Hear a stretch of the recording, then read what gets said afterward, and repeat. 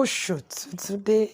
Ẹni tí kò bá ní bàtà kí ó má ṣe bínú sí ẹni tí ó ń ra socks nítorí ọjọ́ kan ń bọ̀ tí ẹsẹ̀ méjèèjì yóò rì lórí kápẹ́ẹ̀tì ayọ̀.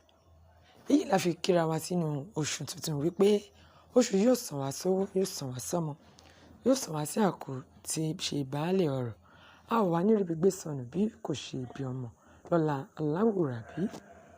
Juliet Fọláṣadé láti ìpínlẹ̀ Èkó fún ìkànnì Jígí Alára. Bí ẹni bá dákẹ́ tí a dákẹ́, ṣùgbọ́n tí a bá sọ̀rọ̀ àyè á gbọ́rọ̀. Èyí ni pé tí a bá pa kẹ́kẹ́ pamọ́ lórí ohun tí ó ń dùn wá, a ò ní rí ìrànlọ́wọ́. Ṣùgbọ́n tí a bá sọ̀rọ̀ ìtura dé. Èyí gan ni Juliana Ọláyọdé ṣe nínú ìfọ̀rọ̀wérọ̀ rẹ̀. Gbogbo ayé ló mọ Juliana Ọláyọdé, ẹni tí à ń pè ní Tóyọ̀ Bèbí nínú Jennifer's Diary.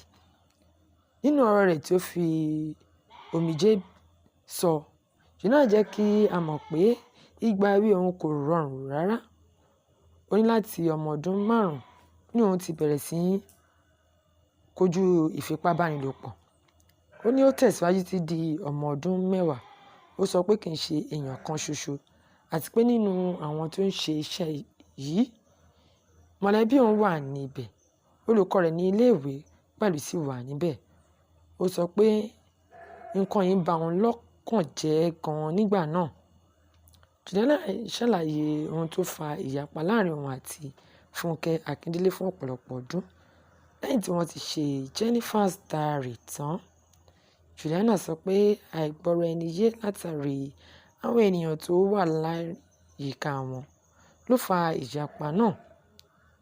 Juliana jẹ́ kí aráyé mọ̀ pé òun gba àdúrà fún ọ̀pọ̀ ọdún kí Ọlọ́run lè tún àjọṣepọ̀ wọn ṣe. Ó sọ pé inú òun dùn báyìí wípé ìjà ti parí láàrin àwọn méjèèjì nítorí Fúnkẹ́ dàbí ìyá fún òun nínú iṣẹ́ sinimá. Juliana sọ nínú ìfọ̀rọ̀wérọ̀ rẹ̀ pé nítorí ìgbàgbọ́ òun nínú Jésù Kristi, òun kò gba iṣẹ́ sinimá tó bá ti ní kí òun fẹnu ko ọkùnrin lẹ́nu tàbí kí òun ṣe nǹkan tí ó lòdì sí ìwà mímọ́. Ó gbà pé èyí mú kí àwọn olùdarí sinimá máa fún òun ní iṣẹ́ púpọ̀ mọ́, ṣùgbọ́n òun kò kábàámọ̀ nítorí Ọlọ́run ni òun ń sìn. Ó tún sọ̀rọ̀ nípa fífi ara ẹni pamọ́ fún ọkọ rẹ̀, ìyẹn virginity. Ó sọ tẹ́lẹ̀ pé òun jẹ́ wúńdíá ṣùgbọ́n ó wá jẹ́wọ́ pé olùkọ́ orin òun ló kọ́kọ́ bá òun lò pọ̀ ní ìgbà náà. Síbẹ̀síbẹ̀, òun ti ní ìpinnu láti má jẹ́ kí ẹnikẹ́ni bá òun lò pọ̀ títí di ọjọ́ ìgbéyàwó òun. Kódà nínú ìbáṣepọ̀ tó ń wà lọ́wọ́ báyìí, òun kò fọwọ́ kan ọkùnrin. Nǹkan tó ya àwọn ènìyàn lẹ́nu bí ó ṣe sọ pé àwọn fẹ́ fi tipátipá mú òun wọnú ẹgbẹ́ òkùnkùn. Ó ní kì í ṣe pé òun lọ bá wọn o, ṣùgbọ́n nípasẹ̀ ohun tí òun wò lórí tẹlifíṣàn, orin tí òun gbọ́ àti àwọn ọ̀rẹ́ tí òun bá rìn.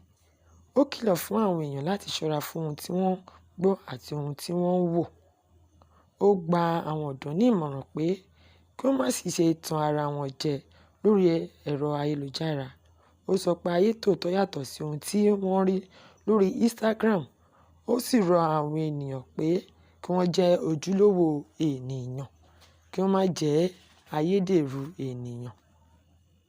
Àwọn àgbà bọ̀ wọ́n ní ìpọ́njú kò ń lẹ̀ mọ́ ni, ọgbọ́n ni ó fi ń kọ́ ni. Ṣùgbọ́n ohun tí Juliana ti là kọjá nínú ayé yìí láti ìgbà èwe títí di ìsinsìnyí kò sọ di ọ̀lẹ, kàkà bẹ́ẹ̀ ó sọ di ọlọ́gbọ́n ènìyàn tó lè fún ẹlòmíràn ní ìṣírí nítorí oríṣiríṣi nǹkan ló ní òun ti là kọjá kí Ọlọ́run tó ràn án lọ́wọ́ dé ibi tí ó dé yìí. Ọ̀rọ̀ rẹ̀ jẹ́ ìṣírí fún àwọn ẹlòmíràn láti máa ṣe rẹ̀wẹ̀sì, láti tẹ̀síwájú kí wọ́n sì kún fún àdúrà.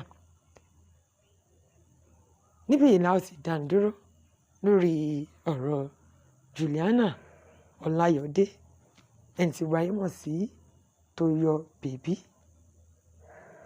Ẹ máa tẹ̀lé wa lórí ìkànnì Jígí Alára 16.